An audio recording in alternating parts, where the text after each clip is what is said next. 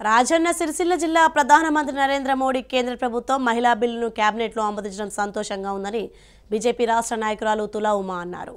వేములవాడలో ఆమె మీడియాతో మాట్లాడారు.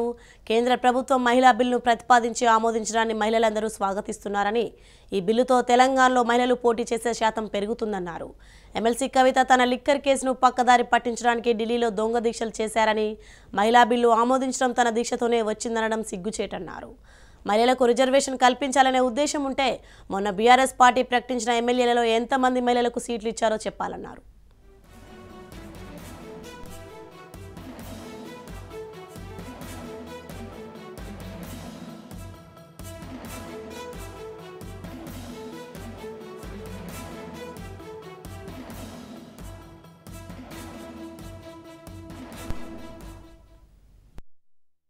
మహిళా బిల్లు పెట్టి దాన్ని క్యాబినెట్లో ఆమోదం పొందడం అనేది నిజంగా తెలంగాణ మహిళలందరం కూడా మేము సంతోషిస్తున్నాం.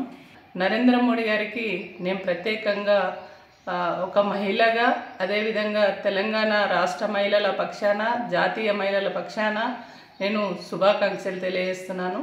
ఇవాళ నరేంద్ర మోడీ గారు ఎప్పుడైతే బాధ్యతలు చేపట్టిండ్రో, బాధ్యతలు చేపట్టినప్పటి నుంచి అంచెలంచెలుగా మహిళలకు ఎమ్మెల్యేలు కావాలి, ఎంపీలు కావాలి, చట్టసభల్లో మహిళలు ఉండాలనేటువంటి ఒక మంచి సంకల్పంతో అట్లా ఎప్పటికప్పుడు మహిళలకు ప్రాధాన్యత ఇస్తూ మహిళల్ని ఎంకరేజ్ చేస్తూ వస్తున్నారు.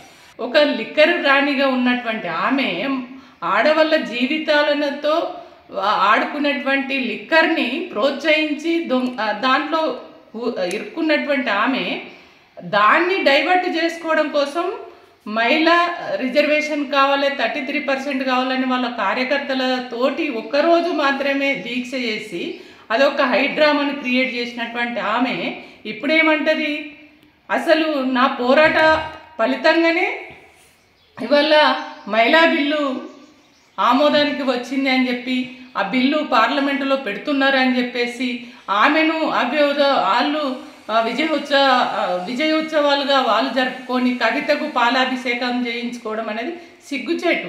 నీ పార్టీలో ఎంతమంది మహిళల్ని ఎమ్మెల్యేలు చేసినావు, ఎంతమంది మహిళల్ని ఎంపీలు చేసినావు, నీకంటే ముందు వరుసలో ఉండి కష్టపడి పనిచేసినటువంటి మహిళలకి ఎంత సపోర్ట్ ఇచ్చినావు. నేను కొట్లాడినా, రోడ్ల మీద ఎన్నేళ్ళు కొట్లాడినావు, ఏం పోరాటాలు చేసినావు, సిగ్గుపడాలే. నువ్వు మనిషివా అసలు? నువ్వు బతుకు నువ్వు మనిషివా? అసలు నీ ఫ్యామిలీ మీరు అసలు అంటే ఎట్లా ఉందంటే సొమ్మొక్కోలేదు, సోకొక్కోలేదు. అక్కడ నరేంద్ర మోడీ గారు చేస్తే నేను చేసిన అని చెప్పుకోవడం సిగ్గుపడాలి. పాలాభిషేకం చేసుకోవడానికి సిగ్గు అనిపిస్తలేదా? పాలాభిషేకం ఎట్లా చేయించుకోవాలనిపిస్తుంది? సిగ్గుపడు కవిత. నువ్వు నిజంగా నీ పార్టీలో ఎంతమంది మహిళలకు ఇప్పించినావు, ఈసారి ఇప్పించుకో. మొత్తం 119 మంది డిక్లేర్ చేసిరు కదా, అందులో 40 మంది మహిళలకు ఇప్పి, అప్పుడు మేము నమ్ముతాం. ఒక సాటి మహిళగా నేను కూడా నీకు సపోర్టింగ్ ఉంటా.